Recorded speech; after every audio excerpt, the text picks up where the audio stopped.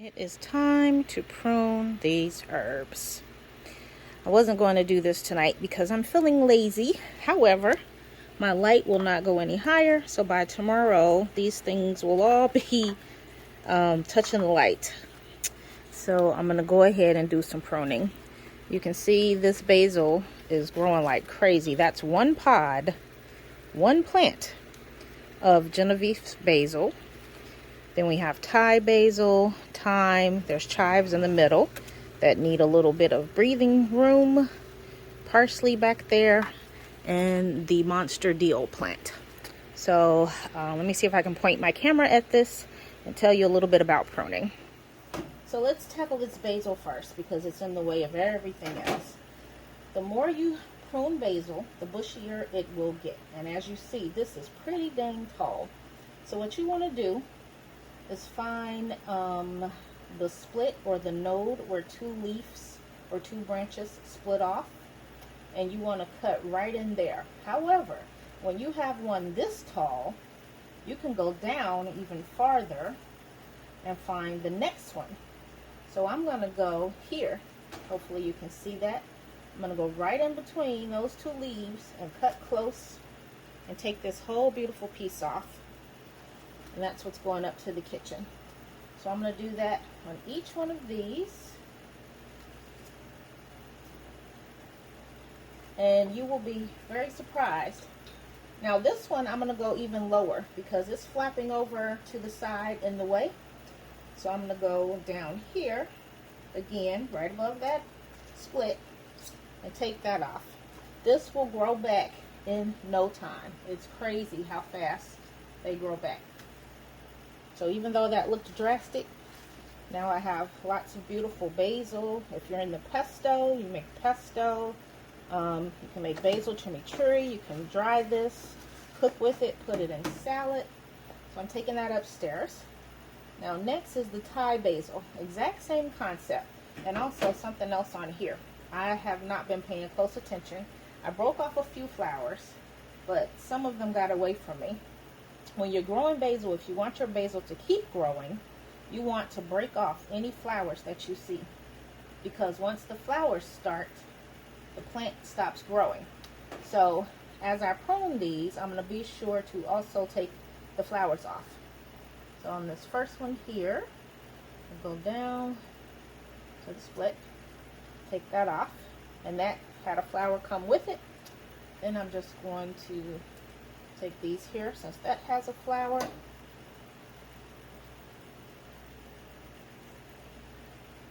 Same all around, all of the tall branches that I can find here.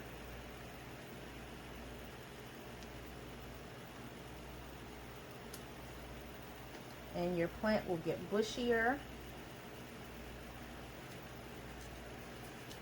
and stronger. And something else that's wonderful to do, what I won't do now, but next time, basil is one of the easiest things that you can clone. So you can take one of these, make sure the flowers are off. It's better to use one that does not have flowers. But let's imagine that flower is not there. Take off these big leaves.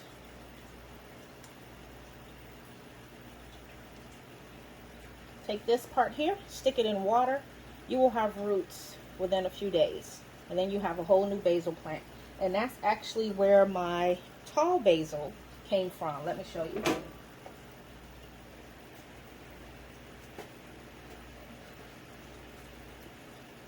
I have two of these. These were cuttings from outside.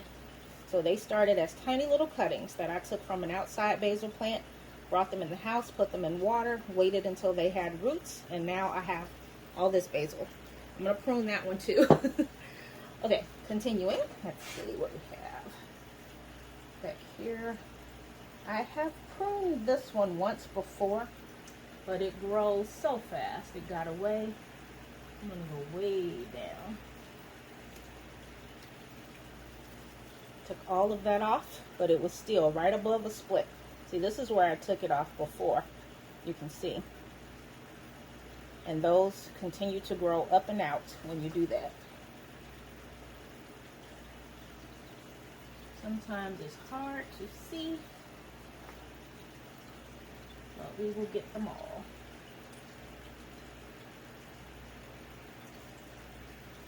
And this also makes it easier to see and maintain your other plants.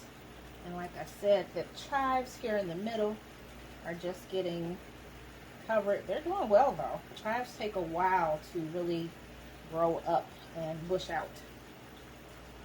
I'm going to take this big leaf just because it's in the way of the chives. And that one. Okay, then we have some thyme over here. I'm not going to do too much to this thyme, but all I do for that is just kind of hold a bunch in my hand and cut straight across. Some little leaves always fall off. But these herbs that I'm taking now will probably end up going in some soup or something over the next couple of days. Parsley, where are you? The parsley is fine. No need to prune that yet. Oh, look at that rogue Thai basil going way over there. And then dill. Dill is different from all the other things that we just did. When you prune dill, so to speak, if you're taking it because you want to use the whole thing, you cut the dill way down at the bottom and cut off the whole stem, like so. Okay? Because it grows so fast. If I were to just cut this off right here, like I did these, that's going to keep growing up, up, up, up. And it's going to be tall again, and eventually you're going to have to cut that whole thing off. Now, you can do that when your dill is still kind of young. Like, I don't have a big reason to use a lot of dill yet. I'm only doing this because it is going up to the light. So I'm not going to take off whole stems at this time. But when you take off those whole outer stems, new ones grow up in the middle. And actually, I can show you that. Let's see if I can get a good view. Right down in there. See that little green bush? That's a new dill stem coming up from the middle. So if I were to take this whole stem right here next to it, this one is going to come up in its place. Just be careful not to cut off your baby stems. And that's basically it for pruning these herbs. We covered basil. Again, you cut between these two nodes on whatever type of basil it is. Thyme, you just cut straight across, give it a nice haircut. Chives, same thing. If I were taking these, they're too small though, I would cut straight across, give it a haircut, and they will continue to grow up. Parsley is similar to dill. Same thing. You can cut a whole stem off, or you can do between the nodes here. Okay.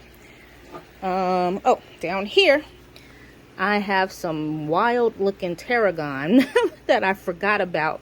So it started looking a little bit crazy.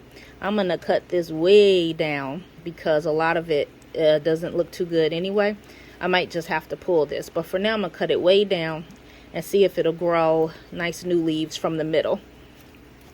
Rosemary, straight across. I'm not going to bother those right now. I might take a little bit off of this one. The back one, as you can see, is a lot bushier. So if I take a little bit off of this one, same thing. Right above that node there, it should start to bush out. Okay? Oh, I do have basil over there in the click and grow. However, I'm going to leave that one alone for now. It's so pretty. Same thing. See that node right there? If I were pruning this, I would take it right there. Right above those two leaves, or right above those two leaves. Cilantro. Just take the whole stems for cilantro. Okay? And I'm going to get some of this because it is looking a little ragged. I need to raise the light a little bit. I think this is light burn on these.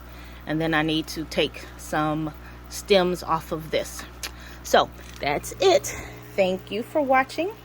Please like and subscribe. So here's all of the herbs that I just harvested. Genovese basil, Thai basil, Emerald Towers basil, dill, tarragon, and did I say thyme?